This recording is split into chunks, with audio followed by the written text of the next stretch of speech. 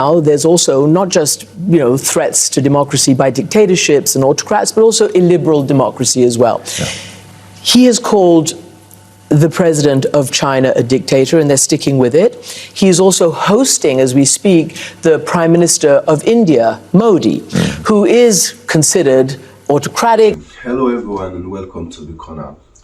Today I'm going to show you a classic example of how Western media use misinformation and seeds of hate to cause tension and disunity among societies.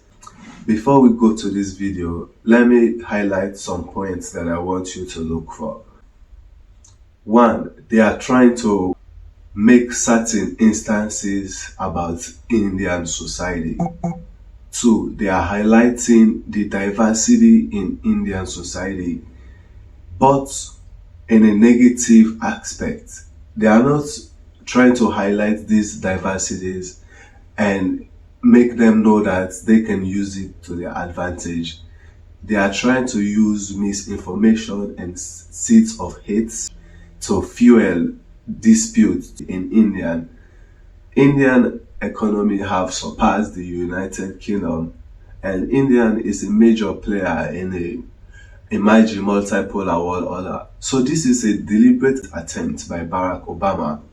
You see, Barack Obama is one classic example of black men we should be afraid of in Africa.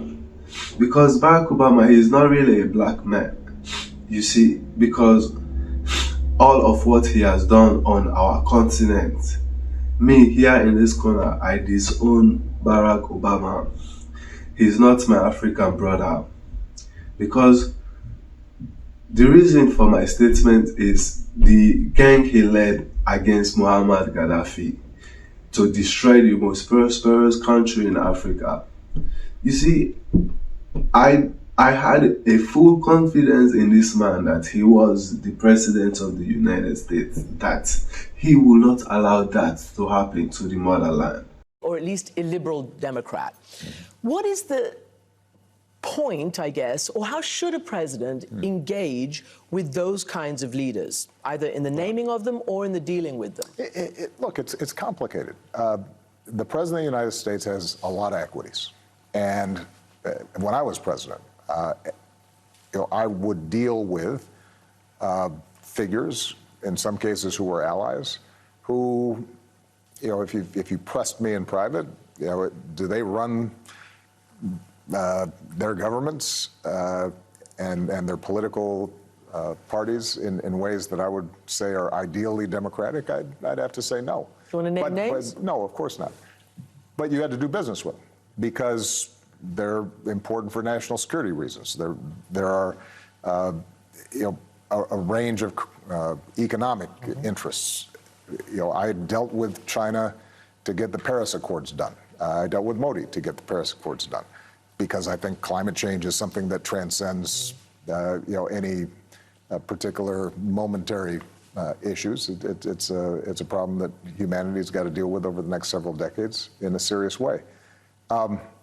I do think that it is appropriate for the President of the United States, where he or she can, to uphold those principles and to challenge, whether behind closed doors or in public, trends that are troubling. And so I'm less concerned about labels than I'm concerned about specific practices. I think it is important for the President of the United States to say that if you have Uyghurs in China who are being placed in mass camps and re-educated, quote unquote, that's a problem. That's a challenge to all of us, and we have to pay attention to it. I think it is true that if the president meets with Prime Minister Modi, then the protection of the Muslim minority in a majority Hindu India, that's something worth mentioning.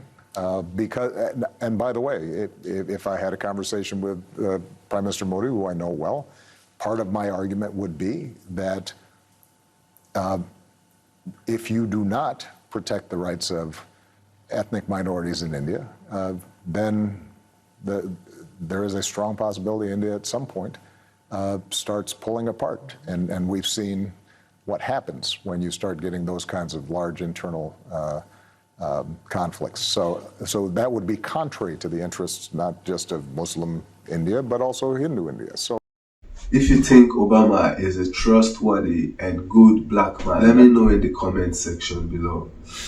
If you think Barack Obama did what he was expected to do for black people in America and black people across the world, if you think he achieved any positive result or any impressive result, let me know what you think in the comment section below. Because I, for one, think he doesn't deserve my praise.